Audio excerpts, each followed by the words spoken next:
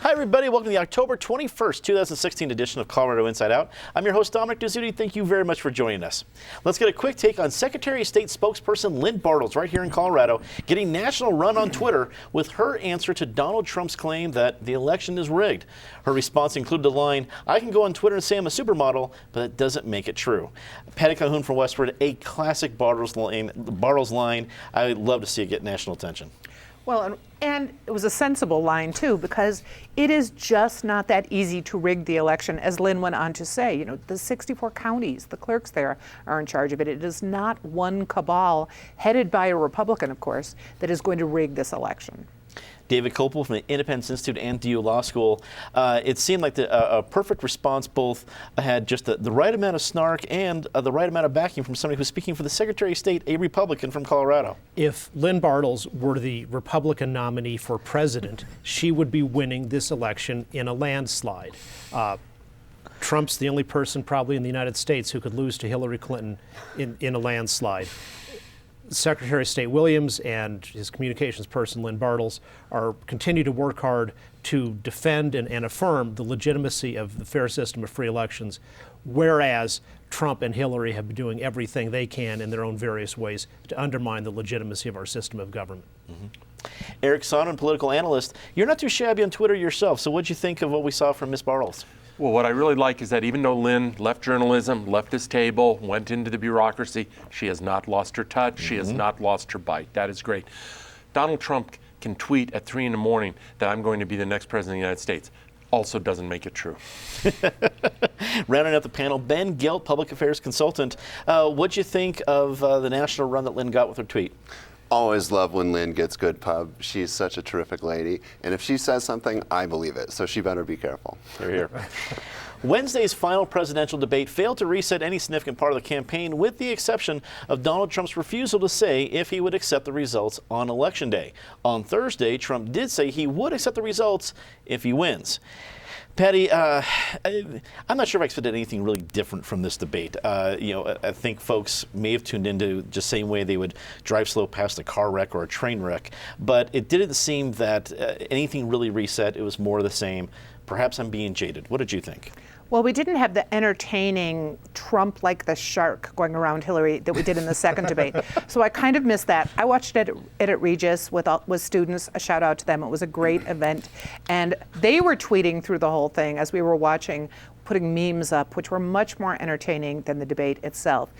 I thought Hillary did all right. She did as well as she has been in the debates. Trump did a little better than he had in the second debate, but I was just so stunned by his comment that she's a nasty woman, which seemed not really a smart move at that point, that I almost missed him basically saying he was not going to obey the election results.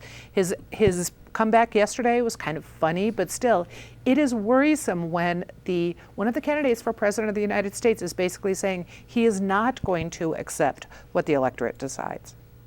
David, I've given you a little bit of grief in this show about how well you're able to quote or at least reference Latin American dictators.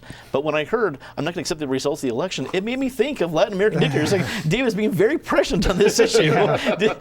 Did you feel your ears burning during those comments? Well, his claims, like increasingly most of what he says, are just disconnected from reality. And don't think of this as trying to win the election. Think of this as building with Steve Bannon his post-election media empire, for which you don't need 51% or 30% of the American public to believe anything you say. You just need your hardcore of people who will willfully share your obvious lies and delusions. I think that the sum of the three debates, including the last one, was for those voters who say, I can't stand either one of them, but for whatever reason, they're not going to vote for a third party. They're undecided. She won by far. She was cool, calm, collected, on top of things, lied constantly, but that's the undecided voters already know that about her. And whereas Trump, he was able to sustain things, for say the first half hour in the first debate, for maybe about the first 45 minutes in the final debate, but he doesn't have the mental self-discipline or self-control to keep it together. He lacks stamina. He obviously lacks preparation. So if you're thinking about, well, who's going to do it? She has the presidential temperament. He can't even keep himself paying attention for 90 minutes in a row to have good answers. And you can contrast the temperament of, she went after him on Social Security, he does such a nasty woman, versus Ronald Reagan in 1980, where he came back with, oh, there you go again. Ronald Reagan, if you might notice, laughed sometimes. Have you ever seen Donald Trump laugh? Ever?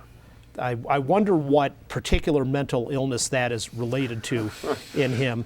And for delegitimizing democracy like he's trying to do, deplorable, horrifying, same thing that Hillary and Al Gore and the rest tried to pull in 2000, and even today our Secretary of State's going around the country saying that even though we lost Ohio by 140,000 votes, the state was really stolen from him. So all the Democrats who are clutching their pearls and having fainting spells over what Trump's doing, look in the eye, you hypocrites. Again, another soft-toned take from David. Eric, some of the analysis I heard after the debate was about, well, saying that you're not going to set the results, you're going to have people lose faith in the American system of democracy. And I get that for people who might be watching the sidelines, but I think for the Trump faithful, there wasn't any faith there to really destroy. So I guess at the end of the day, I'm not really sure, does it matter if someone who loses a election, who's not in power anyway, if he concedes or not? Does it matter? Yes, it matters. It's a good question. First of all, I have to say it's nice to go third on this panel because I get to follow Patty, who can really be such a nasty woman. And David, who by virtue of this last response is definitely a bad hombre. So,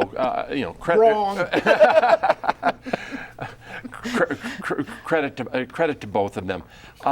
Do you remember back in the primary debates, that whole circus last winter and spring, when Trump would talk about how he was going to wipe the floor in these debates with Hillary Clinton? That, just nominate me and watch me completely dominate her. Well, you wonder what anybody who was watching that is now thinking after she lost. Yeah, Trump lost each successive debate by slightly less than he lost the first debate, because the first one was a complete wipeout and a complete no-show on Trump's part. But by any objective standard, Trump lost all three debates. He was not horrible in this last debate, but what debates are about are certain moments. And the moments in that debate went against him, and the ultimate moment was when he, would not pledge to support or to recognize the election results and support the winner of the election. And then he went to a rally in Ohio yesterday, and at that point I thought he was just really toying with us, with his little soundbite, the dramatic pause that he would support the winner, long pause, if it's me. At some point he is just toying. I don't know if he's accepted in his own mind, and David talks about mental illness, and I don't throw that around loosely either, but I happen to think that there are more than a few codes in the DSM that might apply here. I don't know if he's accepted that he's going to lose here, but it is going to be a dramatic loss to somebody that the country really doesn't want to elect, that they would take any plausible alternative to Hillary Clinton, and yet there is no plausible alternative. Ben, when you saw the reaction to the debate, and especially the folks talking about, well, people are going to lose faith in democracy and things like that, is that a big deal? Are folks taking this comment seriously about losing faith in our democratic system? So just one person's comment out there that really doesn't make a difference. Well, it's a big deal. Having sort of grown up in a political household and started observing presidential elections when I was 11, it's occurred to me that every presidential election is always the most important, and there's always a Supreme Court argument. And the thing that's always really stood out to me is that when you get down to it, of all the people on earth, you have two people left who are the most likely to be the next president of the United States, whether it's 92, 96, 2000, or now. And here we are with these two people. And we can talk about what happened in 2000, and we can talk about contesting results, but nobody has ever come out and flatly said, we are not going to accept the results if we don't like them. And it is a very big deal because he is, I think, intentionally trying to incite violence, trying to incite people to engage in bad behavior, to go into minority and communities of color and be disruptive and be threatening. And I think that it's a reflection of his scorched earth approach to just about everything that I've been able to observe in my lifetime. I remember Trump being on the cover of Time magazine when I was 10 for being bankrupt. So it's striking to me that here we are with this guy being one of the 2 people on earth as the closest person to being the next president. So it is a monumentally big deal. I think that faith in democracy in this country is already eroding, and you can see that in voter participation, and speech like that will only hurt it further. Before the Las Vegas debate, Donald Trump and his son, Donald Trump Jr., both made stops in Colorado. Trump used his Colorado rallies to call for congressional term limits, and Donald Trump Jr. was turned away from having an impromptu event at the Sink restaurant in Boulder. David, as our local Boulderite, were you shocked to see Donald Trump Jr. in Boulder, or at least hear that he was in Boulder? And why do you think he showed up there? Well, Boulder's a fantastic town, and everybody should want to visit. Good answer. If I were the owner of a restaurant or any other small businessman, I wouldn't let the Trump event trump in simply because I don't think he'd pay the bills. Campaigns in general have a tendency to rip off their vendors, but the Trump businesses have a long record of that, of they don't pay, and people they bought stuff from, or contractors, and then they say, oh, well, your work wasn't good enough, which is just a lie, and then their answer is sue us, we've got all this money, you're just a small businessman, and so then they end up maybe settling and paying the person 70 or 80% maybe of what they were owed. So no, you wouldn't give credit even for a few hours to anybody named Trump if you were financially sensible. Donald the Elder's speech about draining the swamp in Washington, in which he talked about not only about term limits, but also about a ban on lobbying. If you've been in the U.S. House of Representatives, you wouldn't be allowed for 5 years to be a lobbyist. Likewise, similar things for the federal government, which Obama promised in 2008 and delivered the opposite on. Those are all good themes that people across the political spectrum would support. It's pretty late in the campaign for Donald to be rolling those out. If he'd been spending the time since he won the nomination talking about those issues instead of going off in his narcissistic world where he's always got to talk about, what he said to a Miss Universe contestant and everything else like that, he might be in a close race to win this, but he lacks the self-discipline even to stay on his own message when it helps him. Eric, admittedly, I felt the same way about the issue itself, is that this is solid red meat policy, that in a year where there is distrust on both sides of the aisle of government, coming out and making congressional term limits your flag that you want to carry for a good couple months, you could really make some hay around a lot of people. I was astonished that we heard it October 18th or 19th. So what did you think? Well, because David's right on this one. It's a complete lack of discipline on the candidate. It's a lack of strategy. If Donald Trump was ever to be president and we wanted to prevent the revolving door, we should worry more about people coming out of his administration to lobby for the Russian government than necessarily on Capitol Hill in Washington. But that is a separate issue. The Trumps have to go somewhere. I've never been convinced for the last couple months that they were being terribly strategic in how they allotted their time across this map. It was only maybe a month or 6 weeks ago that Donald Trump spent 2 days, one day in Jackson, Mississippi, which is as red as it gets, and the next day in Seattle, Washington, which is as blue as it gets. There's just not a coherent strategy to the whole enterprise. Politico this morning had a good story just about how Trump's map, and I basically think the map is withered and it's gone. There is very little path. But to the extent that Republicans still believe there might be some path, he has to turn around at least one state where he is trailing by 6 or more points. Colorado is on that list. But there are 6 states that are typically regarded as swing states: Pennsylvania, Wisconsin, Michigan, New Hampshire, Virginia, Colorado, all where Trump is behind by at least 6, and some of them are near 10. And even if he won everything else that is still out there, if he won Ohio and Florida and Iowa and a few others that are, quote, swing states and where his margin is, his deficit is less than 6, he still needs to pick up one of those where the margin is big. So the numbers don't work. The map is not there. You might as well spend time in Boulder as anywhere else because there's just a lack of strategy, and there has been from the get-go. Ben, you're a public affairs consultant. You talk to candidates. You work with campaigns. You see Donald Trump Jr. show up at Boulder. What's going through your mind? Unclear. He spoke to the NRA, I believe, in Broomfield or somewhere else on the way up there, and I think the idea is that he's younger than his dad, and there's young people in Boulder, and off he went.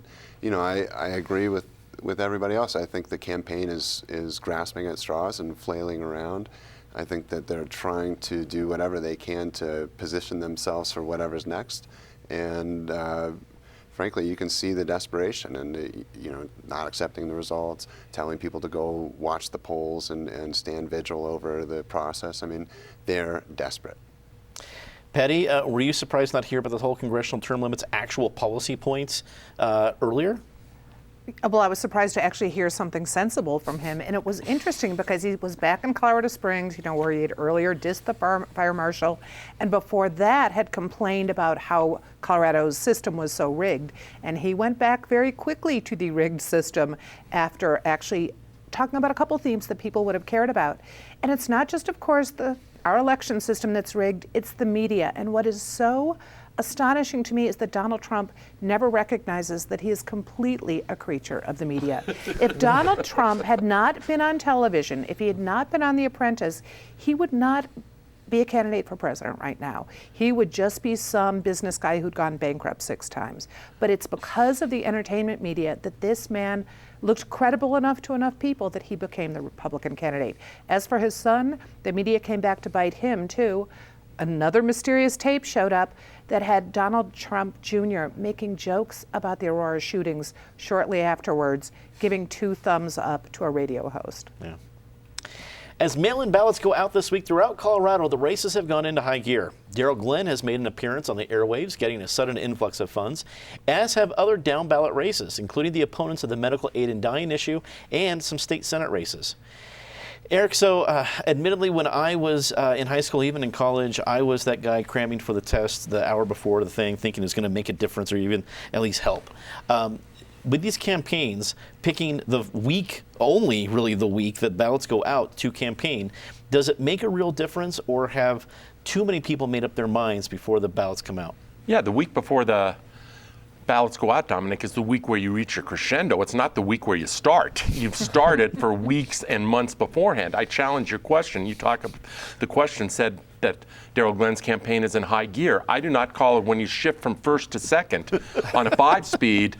That is not going into high gear. Fair it's enough. going from first to second. This is an example of not spending good money after bad, but spending good money after none. Whoever is investing in that campaign, we've had this conversation, that race was never a race, and it's not a race. Now, the focus is where the focus has always been, on a handful of ballot issues, on Congressional District 6. Kaufman and Carroll, they had their final debate over at Channel 9, Channel 20 yesterday. It was feisty, as was the one that you and I did, Dominic. Perhaps, I'm not a believer yet, perhaps in Congressional District 3 over in western and southern Colorado, and then very intensely battle for control of the state legislature, particularly the state Senate, where it really comes down to probably 3 districts, one in Jeffco, one in Arapahoe, one in Adams. Democrats to take over the Senate have to go 3 for 3. Republicans just have to go 1 for 3 in order to keep their control of the state Senate. That's where the battle is engaged. Ben, this last flurry here, we're seeing the campaigns that we haven't heard from a long time pop up on the airwaves. Does it make a big enough difference to make a victory? I think most Coloradans are saying Daryl who, so no. I do think that for the down ballot races that there's less clutter, there's less information, and so that information coming in late can have an effect, particularly as Eric was saying in some of these legislative races, Zenzinger Woods probably being the most outstanding of getting a ton of money pumped into it, going on radio, going on television, and people maybe not being totally sure where they are because those elections are lower information. I think if you're running at the top of the ballot and you're just starting now, you are in big fat trouble. Patty, I know at the very least from the ads we've seen from the Glenn campaign, he would be the most fit. Maybe not for the office, but definitely physically fit. I mean, it was an impressive workout. From what you've seen this last flurry, what has stuck out for you? Well, much of what Eric said, which is why he is just now shifting and why he's getting fit now. The fact that he missed so many opportunities, those debates, why he didn't give more interviews. I understand that Darrell Glenn didn't appreciate his treatment by the Denver Post, but he has also dodged other reporters. And the fact is, he's got a pretty compelling life story. And as we found out more about the kind of violent household he grew up in, he could have told that story to great effect. Maybe not great enough effect to have any shot at beating Bennett, but he did himself a disservice by not getting the free press that you can get from the media. Mm-hmm. So I agree, though, also with Ben, that if you have not started studying these ballot initiatives, you are going to have to do a very fast study right now, or we're going to see a lot of people just voting no. David, it's a big ballot, everyone knows that, but as I went through mine, it was a good reminder that there are a lot of important positions, like county commissioner. County commissioners in my county are probably going to make more decisions that are going to affect my personal life than my U.S. senator or the president. So do you think Coloradans are going to put in the effort to know more about those issues, the races that we're not hearing about on the airwaves? Well, I hope so, and if you don't vote. You know, it's not mandatory, and if you haven't studied for the test to be able to give a responsible answer, let the decision be made by other people who did. You know, if you have an opinion on the presidential race or the Senate, but not on county commissioner, don't vote for county commissioner if you know nothing about it. Although it's also true that party labels are useful information to voters because they're Democratic versus Republican versus Libertarian versus Green. All of those tell you a fair amount about the person's orientation. So it's okay to go on that. I think many voters may say the name of the month is November, so we're just going to vote against all of these statewide ballot measures, which is probably where I'm leaning, except on the slavery reform thing, which I will support.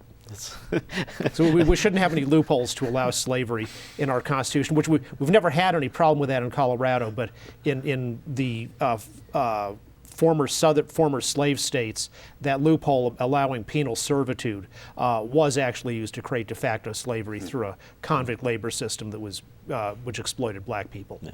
We're not going to see much of an opposition campaign to that one. That's a good point.